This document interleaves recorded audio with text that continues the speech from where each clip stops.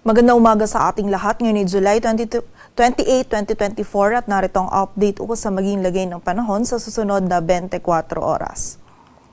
Kaninang alas 3, yung low pressure area na minomonitor natin ay huling namataan sa layong 440 kilometers silangan ng Katarman, Northern Samar. Nananatili pong mababa yung tsansa nito na maging bagyo, ngunit hindi pa rin natin inaalis yung possibility na sa mga susunod na araw ay ito ay may-develop at maging isang ganap na bagyo. So continuous monitoring pa rin po tayo at patuloy na magantabay sa updates na ipapalabas ng Pag-asa. At ngayong araw, itong LPA na ito ay magdudulot din ng mataas na tsansa ng mga pag-ulan, pagkidlat at pagkulog dito sa silangang bahagi ng Southern Luzon at Visayas. So pag-iingat po para sa ating mga kababayan sa posibilidad ng mga pagbaha at pagguho ng lupa. Samantala, ang southwest monsoon o habagat naman ay umiiral pa din dito sa kanlurang bahagi ng Luzon, kung saan ngayong araw ay magdudulot pa rin po ito ng mga kalat-kalat na pag-ulan, pagkidlat at pagkulog dito naman yan sa kanlurang bahagi ng northern at central Luzon. At sa nalalabing bahagi naman po ng ating bansa ngayong araw ay meron lamang tayong mararanasan pa din ng mga isolated na mga pag-ulan, dulot ng habagat at ng mga localized thunderstorms.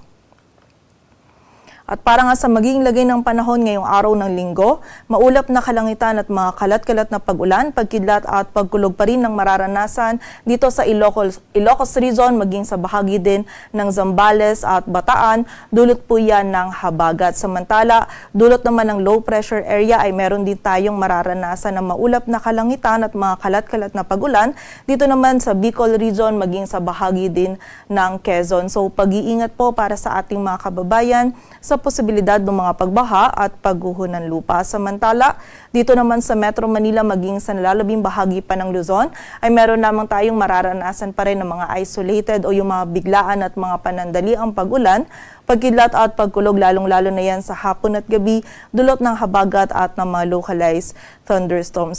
So kapag po tayo ay lalabas, wag pa rin natin kalilimutan yung mga pananggalang natin sa ulan, and also yung mga regional offices din natin ay nagpapalabas ng mga thunderstorm advisories or mga babala ukol sa mga pag-ulan na ito.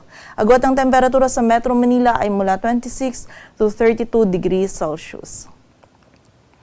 Samantala sa bahagi naman ng Visayas at Mindanao, maging sa bahagi din ng Palawan, dito po sa may area ng Eastern Visayas ngayong araw, makakaranas din po tayo ng mataas na tsansa ng mga pag-ulan, pagkidlat at pagkulog, dulot pa rin yan ng LPA. So muli po, pag-iingat sa mga kababayan natin dyan sa posibilidad ng mga pagbaha at pagguho ng lupa. Samantala sa nalalabing bahagi naman ng Visayas, maging dito sa bahagi ng Palawan at buong bahagi ng Mindanao ay magiging bahagyang maulap hanggang sa maulap yung ating kalangitan. Meron pa rin tayong posibilidad ng mga isolated na mga pag-ulan, dulot naman ng mga localized thunderstorms. And during severe thunderstorms, posible pa rin po maging katamtaman hanggang sa mga malalakas na pag-ulan yung ating maranasan, at maaari pa rin po ito magdulot ng mga pagbaha at pagguho ng lupa. So pag-iingat pa rin po para sa ating mga kababayan.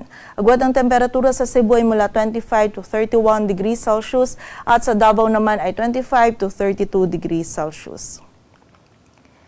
At para naman po sa lagay ng dagat baybayin ng ating bansa, wala na tayong nakataas na gale warning, kaya malayong makakapalaot yung mga kababayan nating mangingisda, pati na rin yung may mga maliliit na sasakyang pandagat.